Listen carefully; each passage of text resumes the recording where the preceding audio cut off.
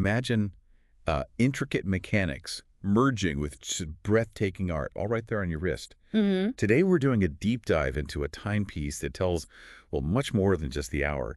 It's the Chopard Imperiale Four Seasons. A really fascinating piece. Yeah, it is. This watch is designed to bring the whole essence of nature's cycle, right to life. Our mission today is basically to unpack the story behind it, the meticulous craftsmanship, the ingenious engineering. And the heritage, too. Exactly. Yeah. And the heritage that makes this particular watch, well, like poetry in motion. Yeah, and what's really captivating here, I think, is how Chopard manages this duality. They're famous for robust sport watches like the Mille Miglia. Right, and the LUC movements. Very technical. Very technical, but then they also truly excel in this incredibly delicate artistry of high jewelry watches, particularly on the feminine side, which is under Caroline Schofel's direction. And this watch, it's just a prime example of that balance. Okay, so let's unpack that Chopard identity a bit more. Because, like you said, many people know the brand for those more maybe masculine performance pieces. Sure. Mille Miglia, Alpine Eagle. Yeah, those are overseen by Carl Friedrich Scheufel, the co-president. But just as important, maybe even more artistically driven, is the brand's feminine side, you could call it. Definitely. High jewelry, women's watches. And that whole realm is guided by the other co-president and artistic director, Caroline Scheufel. And, if you connect this to their history, when the Schoeffel family actually acquired Chopard back in 1963, Right. they really cemented this tradition of making exquisite jewelry watches. It wasn't entirely new for them. I mean, their own family history in watchmaking went way back, early 1900s, and they always had this focus on intricate designs. But a really key moment was when Carl Schoeffel and his wife Corinne sort of reinvented diamond set watches. Ah, the happy diamonds. Exactly, 1976. Taking diamonds and, instead of just setting them rigidly, letting them dance free on the dial, revolutionary at the time. And Caroline Schoeffel definitely built on that legacy, didn't she? In '93, she brought out the Happy Sport collection, taking those dancing diamonds, but securing them between two sapphire crystals right on the dial. So clever, so playful. Became an instant signature. It really did. And then the Imperiale collection itself, that came along in 1994. It's always had this sort of regal elegance, often using these beautiful lotus flower motifs, especially in the high-end jewelry versions. Okay, so the lotus has been a theme. Yeah, it established a kind of design language. For example, there was an earlier model, the Imperiale Day-Night.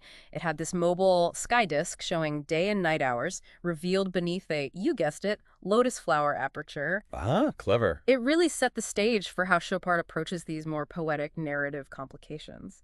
And that leads us pretty directly to the concept behind this new Imperiale Four Seasons. And this new one is, well, it's just as stunning, isn't it? If not more so, arguably. It's really designed to evoke that cyclical feel of the seasons.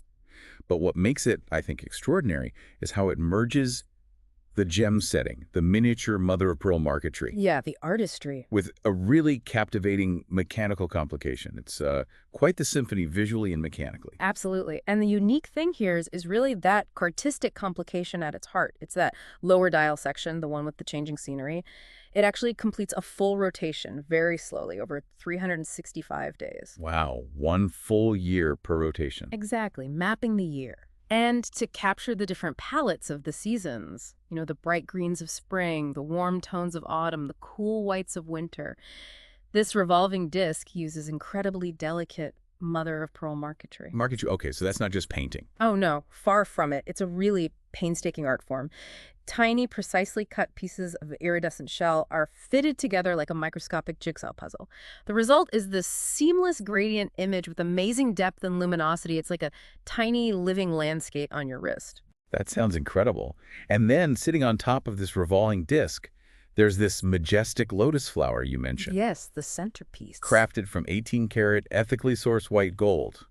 And the detail apparently is phenomenal. It really is. You've got satin-finished petals contrasting with these highly polished veins on the flower.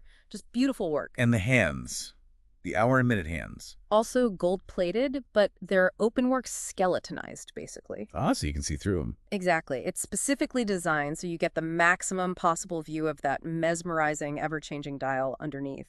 It's clear they thought about every single visual element. Makes sense. And the case itself, what are the specs there? So it's a 36 millimeter white gold case. It has this rounded central container, sits about 12.1 millimeter high, so not overly thick for what it does. And it uses those characteristic Imperial family bar lugs. You'd recognize them if you know the collection, plus a lotus-shaped crown. So distinctively Imperial. Very much so. Those aren't just functional bits, they're design signatures that tie it firmly to the Imperial family.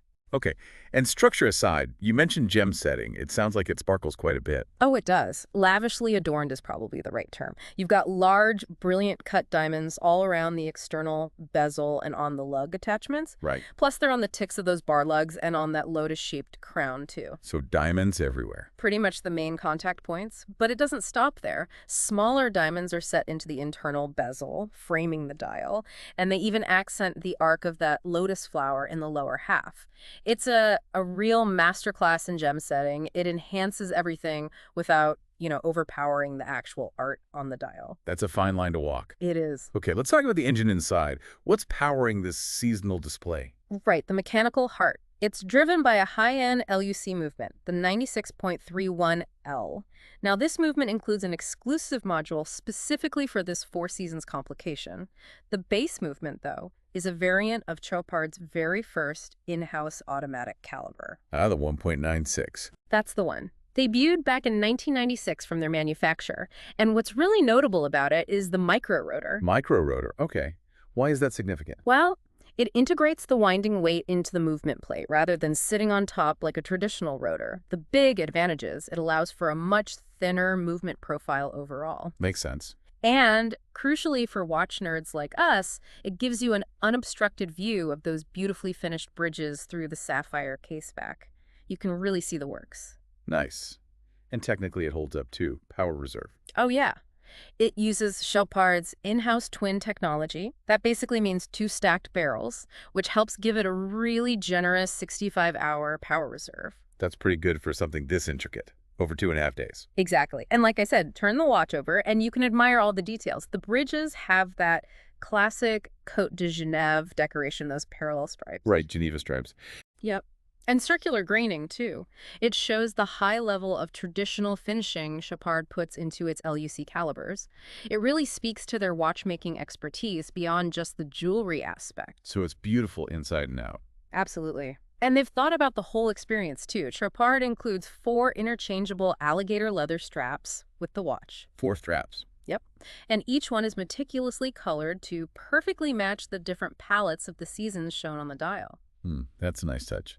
So you can match the strap to the current season displayed. Exactly. Spring green, summer blue, autumn brown, winter white, or something along those lines. And they come with an ethical 18-karat white gold pin buckle. It's a very holistic approach, makes the watch feel versatile. It really transforms the look, I imagine. Completely. So if someone's listening and thinking, wow, I need this seasonal masterpiece, what's the deal with availability? Is it easy to get?